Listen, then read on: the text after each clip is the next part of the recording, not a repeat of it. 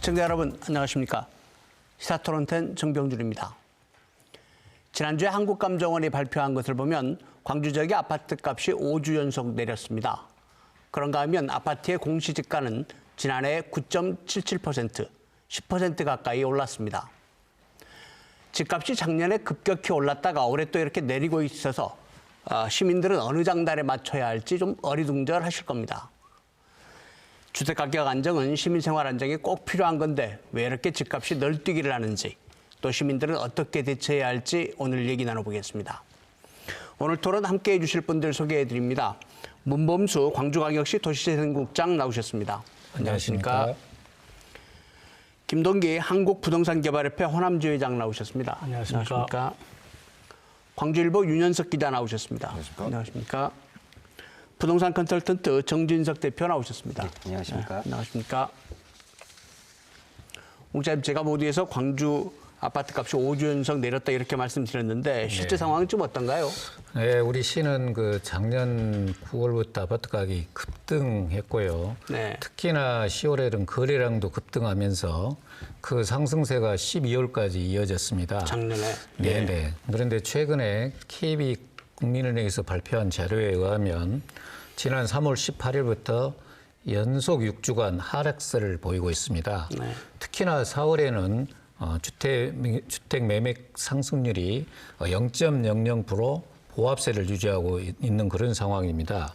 지역별로 좀 상세히 보자면은 서구는 0.11%로 다소 올랐으나 상승폭이 아주 둔화된 그런 상태고요. 남구는 마이너스 0.05%로 전월과 같이 역시 하락세에 있고요. 광산구는 0.06%, 마이너스 0.06%로 지난 3월 0.49%에 비하면 상승폭이 크게 둔화된 그런 상태입니다.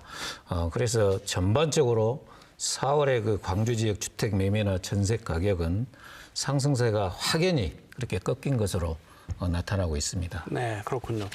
정 대표님, 네. 사실 작년에 굉장히 많이 뛰었던 게 광산구하고 남구, 예, 이런 지역이 대표적으로 많이 뛰었던 지역인데 방금 이제 문자에 말씀하시는 거 보면 이 지역이 많이 떨어졌다 이렇게 말씀하시는데 현장에서 보시기엔 어떻습니까?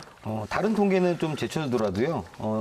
우리 그 국토부에서 나온 아파트 실거래가로만 분석해 봤더니 네. 이제 전년도와 올해 이제 그 남구 봉선동의 신축 아파트 같은 경우는 전년도 최고가 대비 평균 12%에서 15% 정도가 이제 가격이 내려간 게 확인이 되고요. 구축 아파트 역시도 평균적으로 10에서 한 15% 정도는 가격이 빠졌습니다. 그리고 이제 광산구 같은 경우는 수안지구와 선운지구로 지금 대표되지 않습니까? 근데 수안지구 같은 경우는 최고가 대비 한 5%에서 한 7% 정도 가격이 좀 빠진 게 확인이 됐고요. 선운지구가 조금 더 많이 빠졌어요. 선운지구가 한 20% 정도로 지금 최고가 대비 빠진 걸로 지금 나와 있습니다. 네. 남구 지역에도 최고의 한 15%, 그다음에 광산구 지역에서는 선운지구의 경우에 20%까지 떨어졌다. 네네. 물론 가장 많이 하락한 네네, 상황을 말씀해 주시는 건데 작년에 9.13 대책, 정부가 부동산을 잡기 위해서 9.13 대책 내놨는데 사실 9.13 대책 이후에도 광주는 꽤 올랐거든요. 근데 이제 본격적으로 집값이 떨어지고 있는 건가 어떻게 봐야 할까요? 윤 기자님 어떻게 보고 계세요? 지난해 급등은 상당히 비이상적이었다고 봐야 되고요. 광주 부동산 가격이 아마 기록적인 수치라고 봐야 될 것 같고요. 그렇다고 본다면 올해까지 그 상승세가 이어질 거라고는 아마 다 예상은 안 했을 것 같고, 작년에 올랐던 것들이 이제 남구 봉선동이라든가 광산구 수안지구하고 그다음에 신규 아파트 분양가를 중심으로 해서 이제 가격이 올랐기 때문에 올해는 좀 지켜봐야 될 것 같습니다만은 봉선동하고 수안지구는 확실히 좀 하락세로 돌아선 것 같습니다. 작년에 많이 올랐던 지역 네. 올해는 좀 더 영향을 받을 수 있을 거다. 그 상대적으로 네네. 그런 말씀이신데 김 회장님, 네네. 이제 아파트를 공급하는 입장에 있으시니까 이 물가 또 소비자들만큼이나 관심이 있으실 것 같습니다. 광주 집값 어떻게 될 거로 보고 있습니까? 네, 9.13 대책 이후에 활력이 떨어지면서 좀 침체가 깊어지는 지방 부동산 시장들이었는데요. 유독 광주하고 대구만 좀 하락인 모습이었습니다. 그 서울 같은 경우 청약수가 감소해서 1순위에 미달에 나온 경우가 생겼었고요. 그런데 광주는 전국 최고 1순위 경쟁률 48대 6을 기록하는 등 대구 36대 1과 함께 아주 아파트 시장의 화랑세를 쭉 이어왔습니다.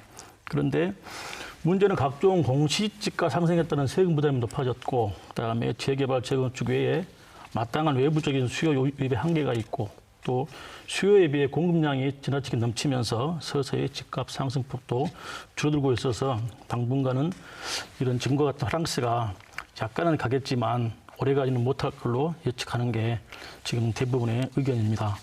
그리고 강주의 아파트 값이 2018년 2월 1주 이후 57주 만에 떨어지기 시작했고 지난해에서 가장 뜨거웠던 광산과 남구 역시 4주 연속 하락하게 되었습니다. 그 이유로 보면은 정부의 각종 부동산 대책과 금융권 대출 규제가 부동산 시장에 영향을 미치면서 매수 심리가 극도로 위축되고 있어서 강주의 주택시장은 외부적인 요인에 따라서 결과적으로 앞으로 급격히 식을 수 있다 이런 견해도 있고요. 또 일부에서는 반대 의견도 있습니다. 현재 강주의 집값이 다소 부담스러운 수준도 일부 있긴 하지만은 지속할 거라는 견해도 일부 있습니다. 왜 그러냐면은 정부의 부동산 정책 예외 지역인데다가 입주 물량이 줄면서 재건축, 재개발 등으로 인한 이주 수요가 그 전체를 충족시키지 못하고 있다는 점, 그다음에 타 지역에 비해서 아직은 저평가된 아파트 가격 등을 감안하면 매도자의 우위 시장이 만들어져서 쉽게 바뀔까지는 않다는 견해도 일부 있습니다. 그렇군요. 네. 지금 저희가 광주 지역에 정말 최고의 전문가들 모셨는데 주택 공급하는 쪽에서는 하락세로 뭐 단순히 가는 게 아니고 조금 다른 흐름도 있을 수 있다. 네, 다양한 이렇게 분석이 보고 필요할 것 계시고 공급자 쪽을 제외하면 대부분 주택 가격이 좀 더 빠지지 않겠냐 이렇게 전망을 하시는데 사실 이 주택 가격하고 거래도 굉장히 밀접한 연관이 있을 텐데 목장님 지금 광주가 거래 절벽이라는 말이 나온다면서요? 그렇습니까? 네. 작년에 그 정부에서 9.13 종합 대책이 있었고요. 네. 또 저희 시에서도 작년 9월부터 부동산 안정화 대책 종합 대책을 마련해서 계속 시행 중에 있습니다. 그래서 그런 문제도 있고 또 대출 규제라든가 금리 인상, 경기 침체 등 여러 가지 요인 등으로 인해서 실제 매물은 많지만 거래는 거의 되지 않는 그런 상황입니다. 최근 그 한국감정원 통계 자료를 보면은 우리 시 아파트 거래량은 작년 10월에 약 5,138호가 거래가 됐는데요. 올해 2월에는 2,582호로 약 50%가 감소가 됐습니다. 이 지표를 본다면 전반적으로 주택시장이 안정세를 보이고 있다고 그렇게 판단이 됩니다. 그런데 이제 이렇게 주택시장이 안정세를 보이고 있다고 하는데 실제 실수요자들 입장에서는 이 집값이 그래도 상당히 비싸다. 지금 선뜻 집 사기가 쉽지 않다. 이런 생각들을 하시는 분이 있는 것 같습니다. 정 대표는 어떻게 보세요? 맞다고 저도 보여지고 있는 상황인데요. 지금 현재 일단은 그 가격 자체가 상대적으로 지금 광주가 저평가돼 있다라는 아까 그 말씀도 사실 좀 맞습니다. 이거는 이제 광주 지역 내에서 소득 분위기가 좀 높으신 분들 같은 소득이 좀 높으신 분들 같은 경우는 그 정도는 돼야 된다라고 생각하시는 분들도 꽤 많은 거 사실이고요. 신규로 이제 사실 분들 같은 경우는 우리 신혼부부들 같은 경우는 상대적으로 좀 부담이 많이 간다고 느끼는 것도 사실입니다. 그러니까는 이거를 지금 어떻게 가격 하락이 체감하기는 좀 어렵다는 게 여기서 어디서 나타나냐면요. 인기 지역을 가게 되면은 매물은 나와 있는데 가격 하락폭은 굉장히 작습니다. 근데 누구나가 다 거기 가서 살고 싶어 하거든요. 근데 또 비인기 지역을 하면 가격 하락폭이 큰데 막상 또 거기 들어가서 살려고 하는 사람들이 별로 또 없단 말입니다. 양극화가 그렇죠. 이런 것들이 지금 복합적으로 좀 작용을 하다 보니까 그리고 신규로 사실 분들 역시 우리 뭐라고 해야 되나요? 화폐 가치 하락이라는 이 개념을 이해하기 시작하셨어요. 그러다 보니까 이런 어떤 부동산 학습 능력들이 점점 이제 상승함에 따라서 집을 구매하는 곳조차도 이제는 그런 것까지 생각을 하고 이제 구매하다 보니까 이 가격 하락이 과연 지금 이게 얼마나 더 될지는 더 큰 폭으로 내려갈지는 감히 장담할 수는 없겠지만은 단계적인 어떠한 서서히 하락은 일부 정도는 할 거라고는 보여지고는 있습니다. 단 조건이 공급량이 과대 공급되는 시기하고만 맞물려서 단기간으로만 이렇게 나올 것 같다는 생각이 좀 해봅니다. 용자께서 방금 이제 양극화 얘기하셨는데 예전에는 집은 그냥 사놓으면 집값이 오르는 거다 이렇게 생각을 했는데 이제는 지역에 따라서 조금 차이들이 생길 거다 이런 현상들이 나타나고 있다는 말씀이시죠. 근데 이제 실수요자들이 이렇게 체감하지 못하는 이유 중에 하나는 사실 작년에 올라도 너무 오르지 않았습니까? 네. 그러다 보니까 그런데 도대체 작년에 왜 올랐을까요? 이 얘기 좀 한번 해보죠. 네. 누가 먼저 얘기를 시작하실까요? 제가 먼저 예, 좀 드릴까요? 그러시죠. 뭐 솔직히 작년 안에 우리 그 광주광역시 실거래까지 해서 한 15년치를 쭉 놓고 보면은요. 올라도 사실 너무 많이 오는 건 사실입니다. 이게 어떤 이유로 톡톡톡 집어서 얘기하기는 그러는데 한 4가지 정도로만 정리하면은 뭐 저금리에다가 뭐 공급 부족 현상에다가 뭐 얼싸를 좀 이렇게 같이 한 동반 심리까지 작용한 건데 저는 그 중에서도 가장 지금 제가 핵심으로 보는 것이 과거와는 다르게 이 이제 부동산 재테크 또는 이 자산 관리하는 어떤 학습 능력들의 계속적으로 정보를 계속적으로 이게 취득하는 게 워낙 다양한 루트로 나오다 보니까 그런 것들이 점점 어떤 자산 관리하는 어떤 우리 실수요자나 또는 1주택자, 2주택자, 다주택자들이 어떤 정보 편차가 없어지면서 그로 인해서 작년에 그런 요인들하고 맞물려져 가지고 그러한 어떤 폭등 현상이 좀 나오지 않았나 좀 그렇게 보고 있습니다.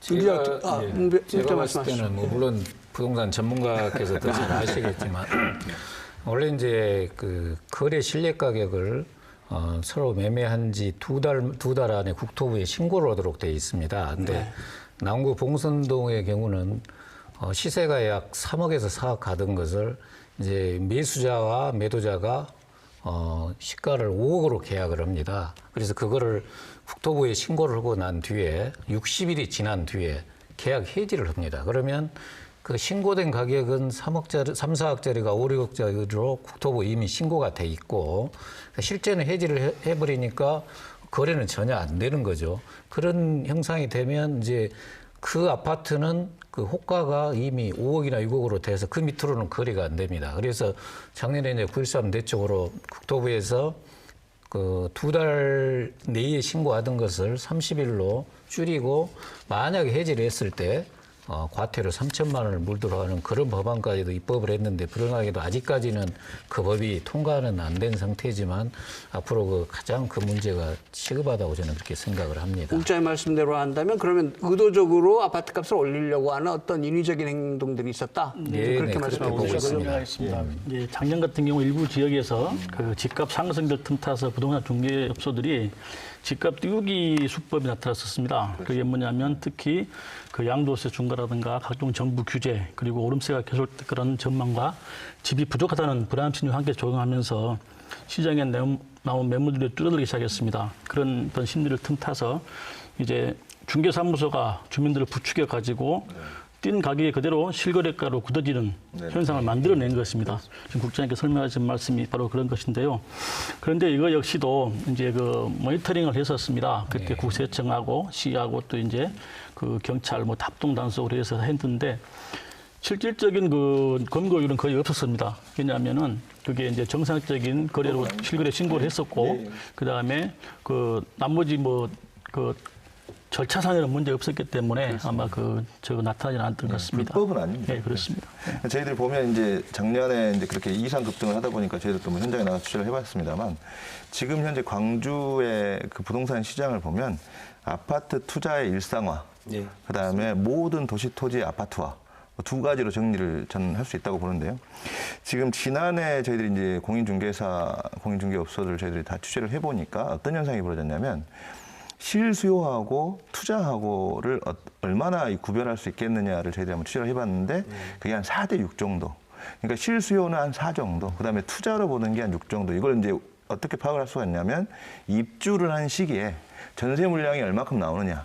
이거를 이제 파악을 해봤는데요. 그렇게 본다면 사실 지금 실수요는 투자보다 적은 수준. 그러니까 지금 광주 인구가 급격하게 증가하지 않았기 때문에 도시 내에서 이동을 한, 그러니까 노후 아파트에서 이제 신규 아파트로 이동하는 수요가 있었다고 보여지고요. 근데 이제 그렇게 되면 어떤 또 현상이면 노후 아파트 가격이 이제 하락하는 문제가 또 나중에 일부 지역에서 나오고 있겠고요. 이게 나중에 이제 사실 90년대 초반에 저희들이 아파트 공급이 굉장히 많지 않았습니까? 근데 그 아파트들이 한 10년 정도 후가 되면 굉장히 이제 사회 문제, 도시 문제가 될 가능성이 저는 굉장히 높다고 보고요. 지금 저는 이제 신규 아파트에 대한 청약 시스템, 이 분양 시스템이 굉장히 문제다. 이게 불투명하고 공정하지 않다. 저는 좀 이렇게 생각을 합니다, 사실. 취재를 해보니까 예를 들면 뭐 죽통이라든가 깜깜이라든가 뭐 점프 통장이라든가 이런 사실 이제 저희들 그 업계에서 하는 은어가 작년에 제가 부동산 취재를 해보니까 상당히 많은 일반인들도 알 정도로 일상화됐다라고 하는 거 보면 좀 문제가 있지 않나 좀 생각하고 있습니다. 방금 은어가 뭐라고 하셨어요? 그 내용 좀 설명을 해주시죠. 죽통이라고 해가지고요. 그러니까 이제 이게 사실 이제 집이 있는 사람의 주택 청약 통장을 이용해가지고 그 시스템에 들어가는 거죠. 그래서 이제 실제로 집을 이렇게 얻고자 하는 수요자를 죽여버리는 겁니다. 그걸 이제 죽통이라고 저희들이 부르고요. 깜깜이라는 것은 이제 그 실제로 청약 이제 무자격자라든가 부적격자들을 안 걸러내고 그 물량들을 이제 건설업체하고 이제 분양업체가 이걸 이제 처리해버리는 몰래 그야말로 이제 실수요자들 몰래 이렇게 처리를 해버리는 게 깜깜이라고 하고요. 점프 통장은 이제 통장을 사는 겁니다. 통장을 사서 이제 이건 뭐 서울에서도 많이 쓰고 있는 수법이긴 한데 청약 통장을 사가지고 이 분양을 받는 뭐 이런 수법들이 작년에 광주에서 굉장히 인기를 끌었었습니다. 그런데 이게 이제 이런 토론을 하게 되면은 실질적으로 주택 시장이 과연 분양 시장이 그런 것만 있느냐 그건 아니거든요. 그렇습니다. 정상적으로 우리 주택법 7조에 근거한 입주자 모집권고 승인을 받아가지고 정당한 청약 절차를 거치고 그다음에 정당 계약 절차를 거치고 그다음에 해당 계약자가 없을 때 나머지를 가지고 선착순을 하는 거거든요. 그렇습니다. 그렇기 때문에 그런 것들을 이제 깜깜이로 또 표현이 된다면은 그건 좀 오해고요. 실질적으로 대부분의 아마 99%는 정상적인 분양 절차를 거쳐서 이렇게 시장이 공급하고 있는 걸로 알고 유독 있습니다. 이게 이런 거죠. 그러니까 이를테면 정상적인 것은 잘 드러나지 않지만 유독 비정상적인 것은 잘 드러나게 돼 있는 거고요. 지금 보면 작년에 제가 보면 막 그 일부 이제 유명한 이 공인중개사 분들은 뭐 100채씩 분양을 받아가지고 이 물량을 갖고 있는 분들도 계셨고요. 제가 보면 다른 뭐 신규 아파트 분양 시장에서 특정 지역에 뭐 수안지구에 거주하시는 분들이 뭐 3분의 1을 차지한다든가 이런 현상들도 나왔고요. 손님 시스템은 100채를 분양받게 되면 중도금 대출이 1인당 한 건밖에 안 그렇죠. 되는데 그게 근데 그게 아마 저는 이제 좀 이거는 이제 이걸 좀 정확한 내용은 확인이 필요할 것 같고요. 실질적으로 지금 그 우리나라에서 분양 시장에 대한 어떤 사고의 전환이 필요합니다. 왜 그러냐면 시장 경제 체제에서의 내가 집을 다주택을 살 수도 있는 것이고 여러 개를 분양받을 수 분명히 있습니다. 자격 요건이 되면 되고 그 기본 요건을 충족한다 그러면 얼마든지 더 분양받을 수가 있거든요. 그런데 일단은 한 사람이 2개를 받다, 3개 받다 자체가 어떤 불법인 양 해버리는 거는 큰 사회적인 문제라고 저는 생각합니다. 상당히 그 영향력이 미칠 수 있는 얘기니까 그 부분만 확인을 좀 하죠. 그 한 사람이 100채를 분양받았다. 이게 그러니까 확인된 팩트입니까? 아니면 그냥 설입니까? 이제 공인중개업소에서 이제 도는 이야기인데 도는 이거를 이렇게 받아시면 될 것 같아요. 그 100채를 분양받은 게 아니고 그 소위 말하는 자기가 관리할 수 있는 분양권을 투자자들이나 손님들한테 100명에 대해서 사줬다라고 이제 얘기하는 거는 분한테 또 이제 그래서 그거는 얘기가 파는 거예요. 되는 건데 좀 와전이 돼서 그렇겠죠. 근데 이제 저는 문제가 뭐냐면 이런 시스템 자체가 상당히 저는 불투명하다고 보고 있다는 거죠. 왜냐하면 이게 사실 이제 이를테면 이런 거죠. 주택 공급에 관한 규칙을 보면요. 2016년에 개정이 된 게 보면 그 신규 아파트 예비 입주자 같은 경우에는 각 자치구에 신고를 하게 돼 있습니다. 법이 개정이 됐는데. 근데 지금 제가 작년에 취재를 하면서 신규 아파트 입주자들을 전부 다 제가 이제 한번 있느냐 봤는데 받은 곳이 제가 봐서 2곳인가 밖에 없었어요. 대부분 다 안 받고 있는 거죠. 각 자치구에서. 그러니까 입주자가 도대체 어떻게 선정이 되고 그다음에 그 아까 말한 대로 부적격자가 어떻게 나와서 재분양이 어떻게 됐는지 이런 내용들이 사실 일반인들이 접근할 수 있는 정보가 아니라는 겁니다. 그러다 보니까 좀 오해가 있을 수가 있다. 저는 뭐 이 정도로. 궁극적으로는 실질적으로 예비 입주자든 정당 입주자 계약자든 간에 공정한 룰에 의해서 공정한 기회를 다 제공하는 거예요. 충분한 홍보를 하고 청약 절차에 따라서 광고를 하고 그다음에 모드라스 오픈된 공간에서 분명히 직격을 하고 하는 과정들을 거치거든요.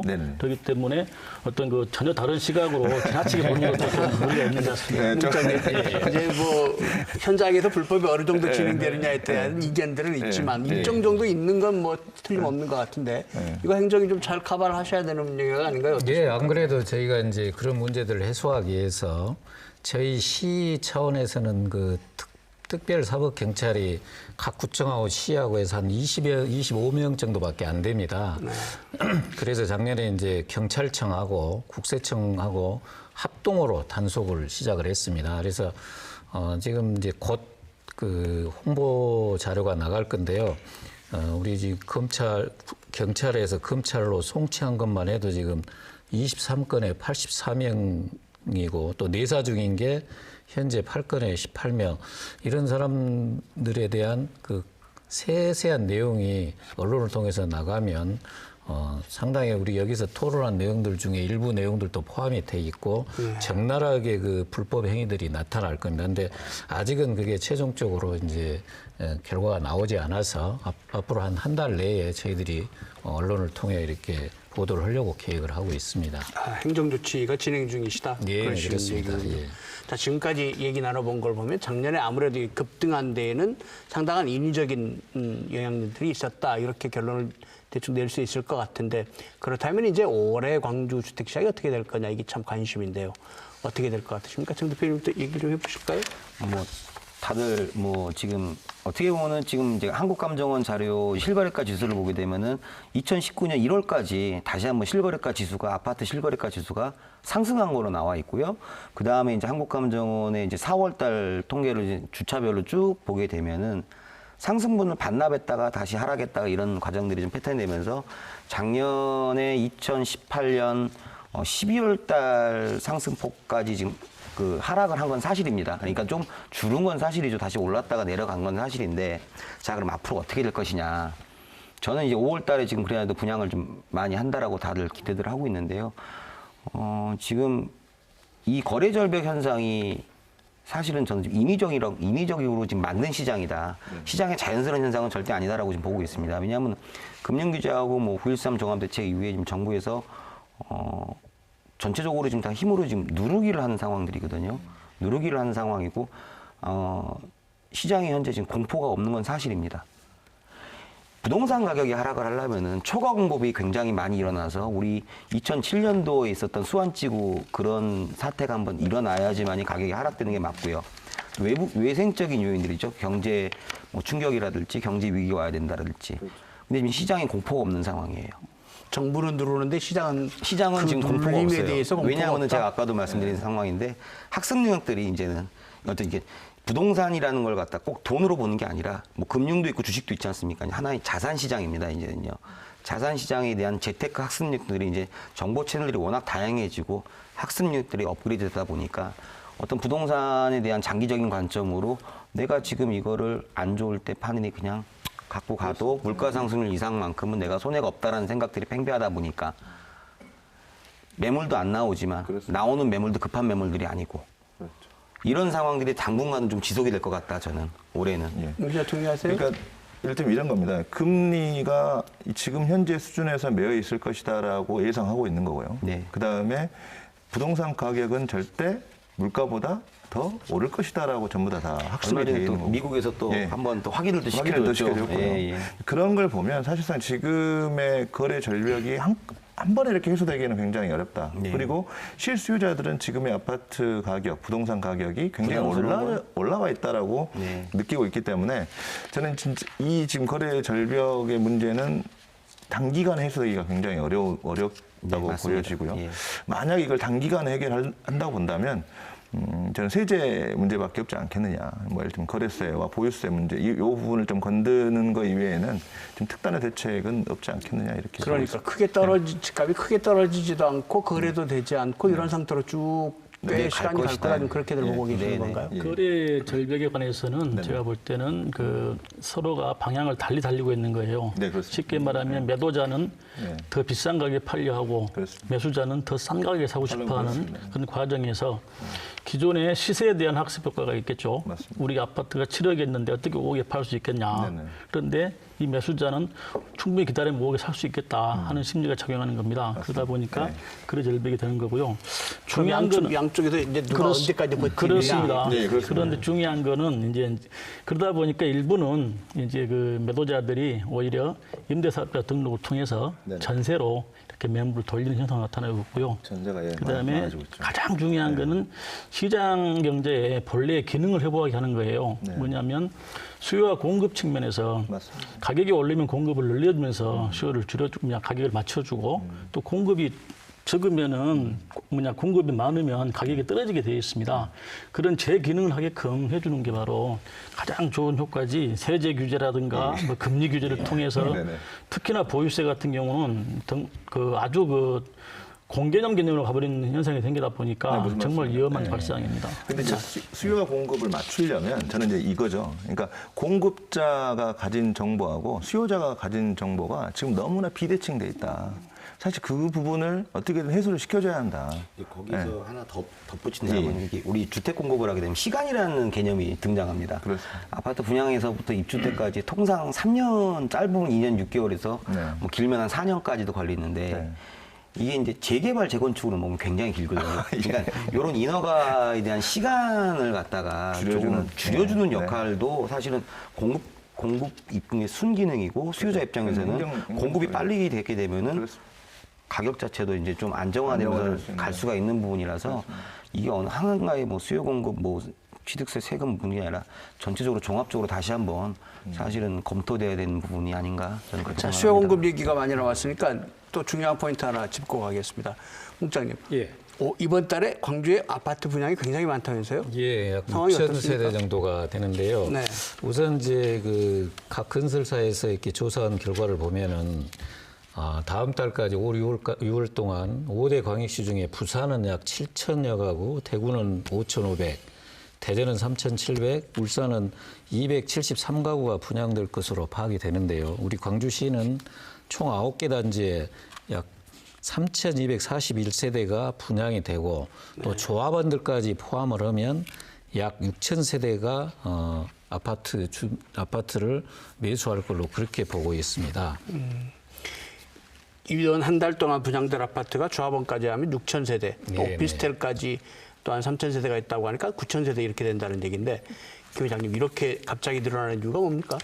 네, 작년 한 해 동안에 정부에서 이제 여러 가지 규제를 내놓으면서 이제 올 초에 그 규제에 대한 주택에 대한 어떤 기본 시행 방안을 빨리 내놨어야 합니다. 그런데 그 늦어지면서 허그라든가 주택금융공사에서 보증서 발급이 상당히 지체됐었고요.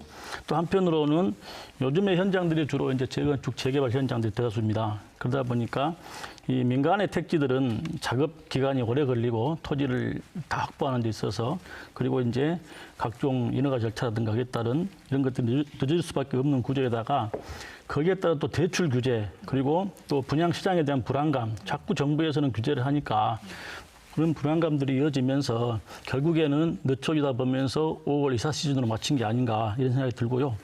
그다음에 한편으로는 주택 정책 자체가 너무 규제 강화를 하다 보니까 주택 사업者상당수가 조심스럽게 사업을 좀 접근하는 그런 측면들이 좀 강하게 나타났습니다. 그리고 지금 보시면은 5월 달에 5,268세대, 6월 달에 2,237세대, 그리고 9월 달로 넘어갑니다. 그러면 3,000세가 들어오는데요.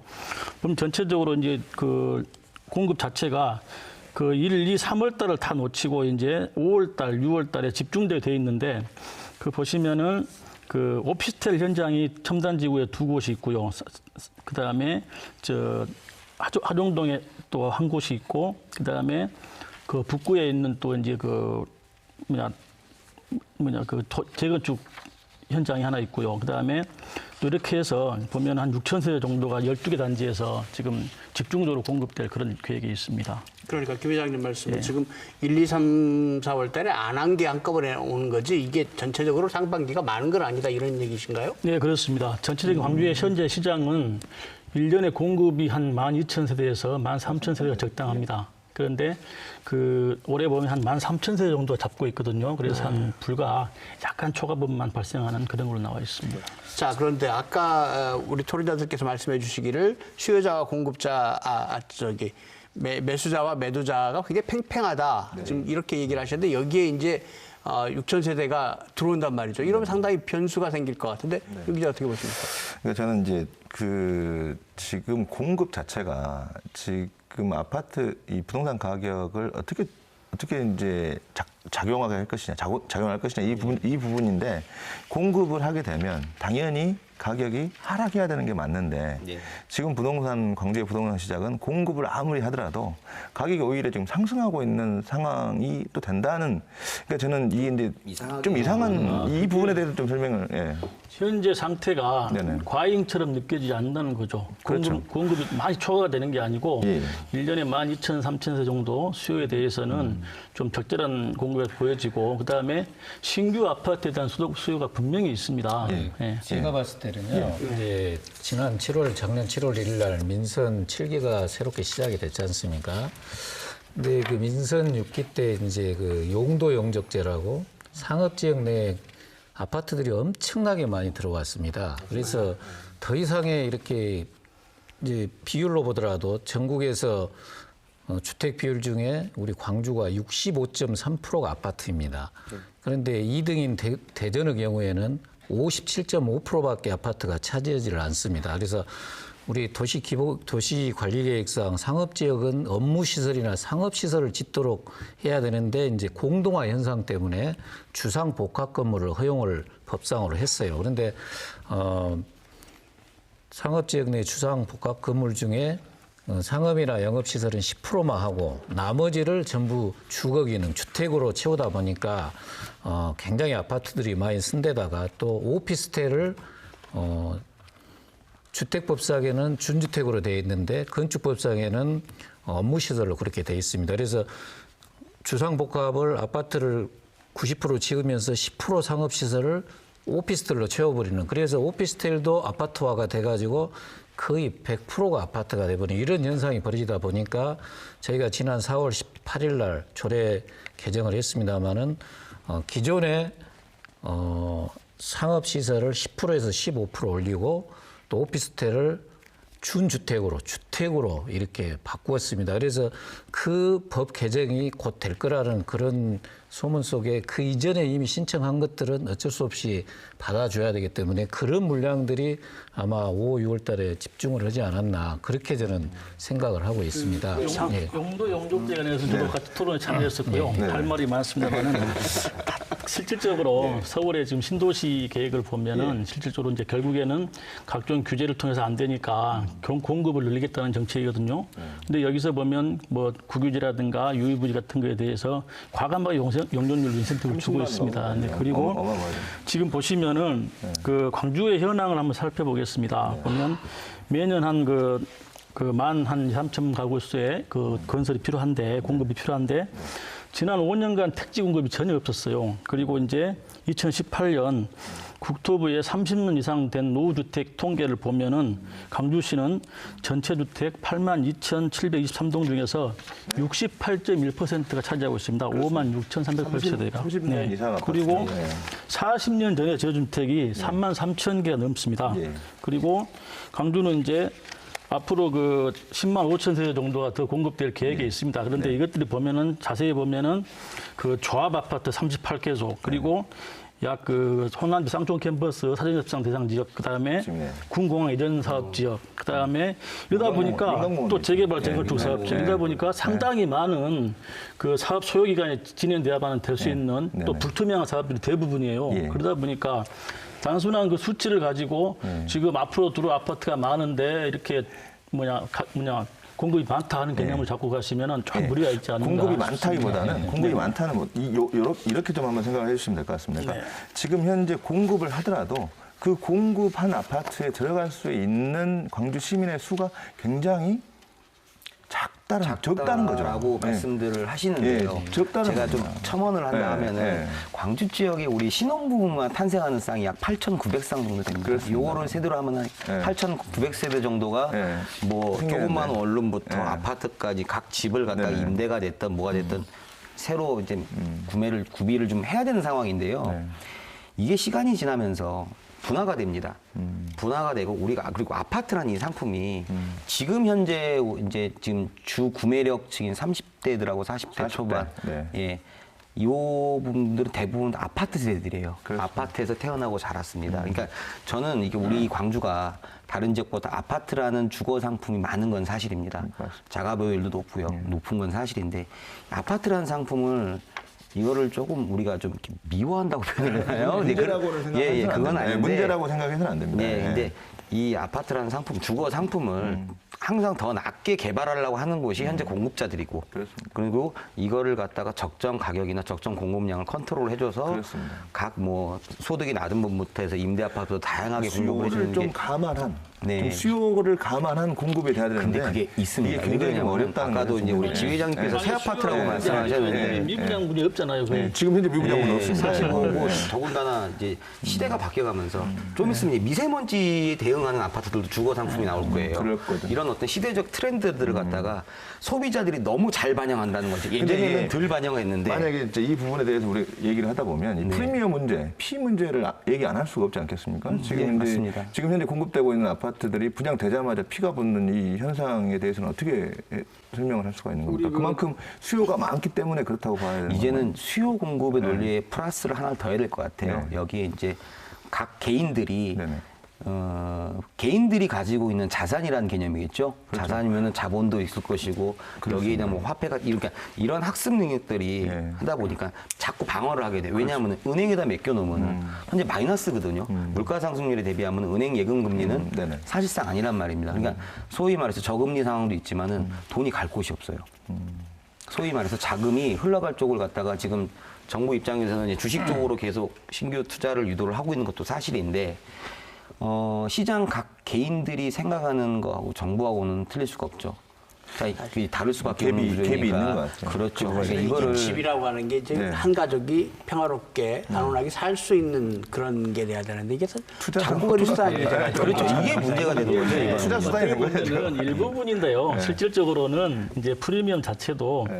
그 전매 제한 기간을 둔다든가 네. 뭐 택지개발지구에서 그다음에 이제 실거래 신고를 강화한다든가 여러 장치를 두고 있어요. 사실적으로는. 그리고 이제 잘안 모니터링도 되죠. 하고 있고 네. 그러다 보니까 그 일부에 속한다고 볼 수 있습니다. 잘 안 됩니다. 이제 앞에서 우리 얘기한다면 그냥 김동 부장님한테 기자님하고 말씀을 말씀드리면 했지만 저희 이제 시에서 하도 그 작년에 그런 문제들이 있어서 앞으로 10여 년 동안 과연 우리 시에서 아파트 공급이 얼마나 될 건가 이렇게 이제 통계를 쭉 정리를 해봤습니다.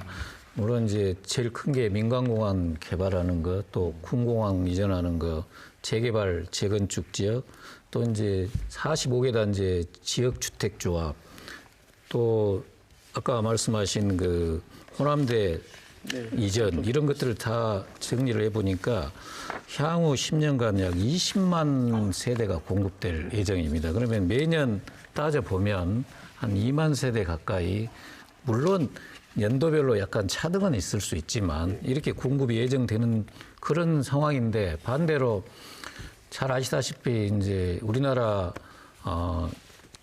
저 인구 통계를 보면은 합계 출산율이 국가적으로 0.98인입니다. 1인당. 가입 여성 15세에서 49세까지. 근데 우리 광주는 그보다 더 적은 0.97로 작년 말 통계가 나와 있어요. 이러면 과연 이 많은 아파트를 계속 공급하는 상황에서 인구는 점차 14년 정점으로 해서 약간씩 지금 줄어들고 있는 그런 상황이거든요. 그래서 그런 것들을 감안해서 저희 시에서는 규제도 해야 되고 또 아까 말씀드린 대로 공급자 입장에서 또 그런 문제들도 감안하고 여러 가지 복합적으로 감안을 해서 지금 대안을 여러 가지 준비 중에 있습니다. 부장님, 요거는 우리가 해마다 광주에서 지금 그 광주 그 통계연보를 보게 되면은 해마다 멸실되는 양이 대략 한 평균적으로 2,500세대 정도가 2,500가구는 해마다 약 멸실되는 2,000에서 2,500가구 됩니다. 이 통계 수치라는 것이 아까 이제 10년치를 갖고 보면 결국은 이 10년간 없어질 주택 수는 한 2만 5천 가구 정도 된다는 소리가 똑같거든요. 예, 그거에 다 포함해서 제가 통계를 아까 말씀드린 하나만 겁니다. 말씀드리자면 우리가 이제 이런 통계를 가지고 대응을 하지 않습니까? 이걸 가지고 그대로 간다라는 게 아니라 당연히. 2년, 3년 뒤에 거기에 또 자꾸 계획을 수정하고 뭐하고 하니까 당연히 주택 공급에 대해서도 지금 예정은 이렇게 돼 있지만은 만일에 그게 5년 뒤에 가서 우리가 이게 좀 과도하다라고 생각하면은 또 분산시킬 수도 있는 것이고 또 늘어나는 1인 가구들이 계속 있습니다. 그렇습니다. 이게 그 가족 사회 제도가 이제 바뀌다 변수가 보니까 굉장히 많은 거예요. 인생 변수가 네, 많다 네, 보니까 그렇습니다. 이런 거에서 대응하는 거로 저는 솔직히 공급자 역시도 그냥 시장 상황이 불안정한데 무작정 공급한다는 사람은 없죠. 그렇죠. 일단 광주시 입장에서는 기본적으로 앞으로 집이 부족하지 않게 계속 공급이 될 거다. 앞으로 10년 동안 한 20만 정도 공급이 될 거다. 근데 긍정적인 얘기를 해주신 것 같은데, 자 포커스를 조금 더 옮겨보죠. 우리가 아까 좀 얘기를 나눴습니다만 이달에 뭐 한 6천 세대 정도가 분양이 되거든요. 이게 굉장히 초점인데.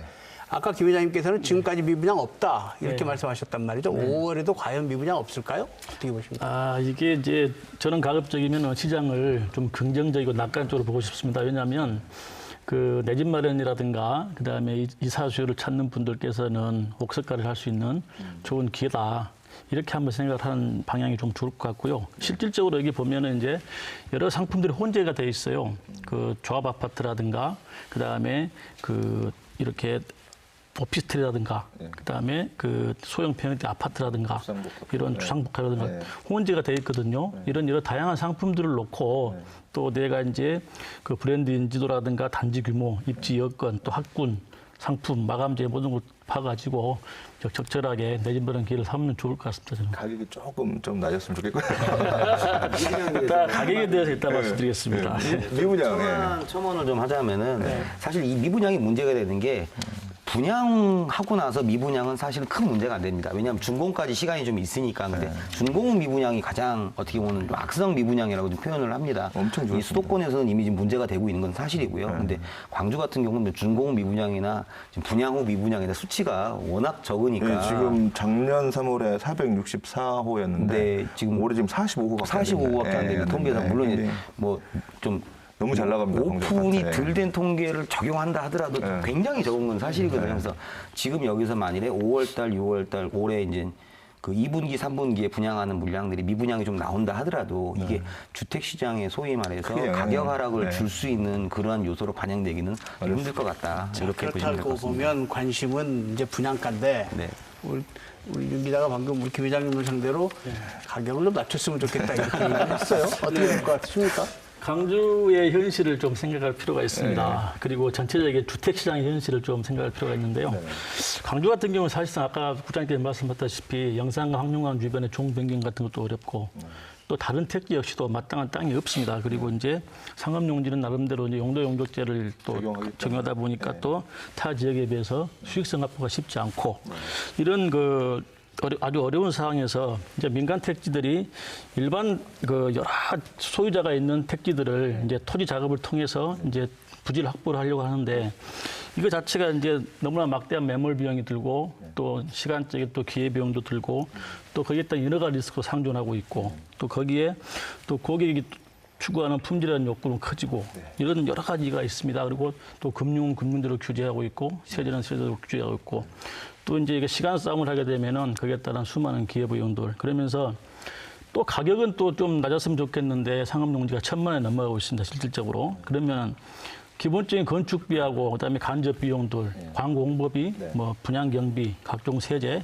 그다음에 신탁이나 금융 비용들 이런 걸 감안하면은 가장 기본적으로 제가 수지 분석을 해봐도 1,300에서 1,500원 돼야 됩니다. 네, 서울의 한 시민단체가 지금 이제 신도시에 공급된 북일의 아파트라고 네네. 아시죠? 네네. 얘기 들으셨죠? 뭐 호당 거의 2억 원 이상이 거품이다. 뭐 이런 얘기가 나왔어요. 근데 보면 지금 광주의 아파트 분양 가격이 2017년에 950에서 한 1,000만 원대 형성했다가 2018년에 1,100에서 1,200으로 뛰었다가 올해는 지금 1,200에서 1,400으로 뛴단 말입니다.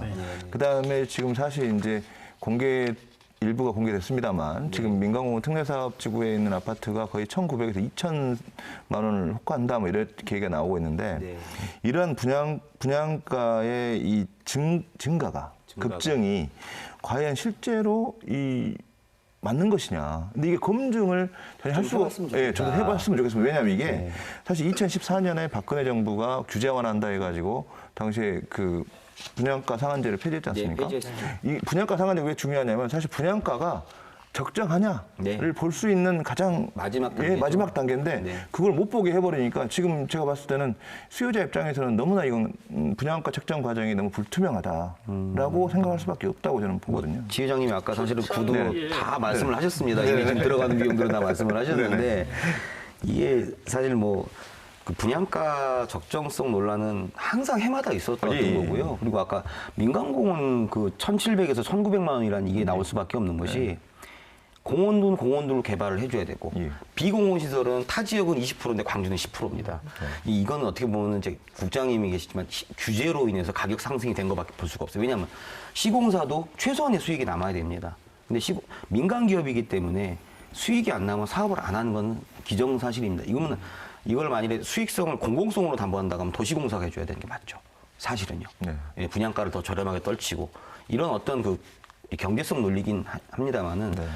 이 분양가가 지금 해마다 뛴 거에 대해서 정당성을 부여하느냐 아니면 조금 더 알아봐야 되냐. 저는 양쪽 다 주장이 맞다라고 생각을 하고 한 가지 더 첨언을 한다 하면은 실제로 저는 시민단체가 한번 분양가를 갖다가 검증을 해봤으면 좋겠다는 생각도 해요. 왜냐하면 해보시면은 한번 검증해봤어요. 건설회사 쪽에서 공개를 안 하니까 검증을 하는 거 아니에요? 이게 기본적인 어떤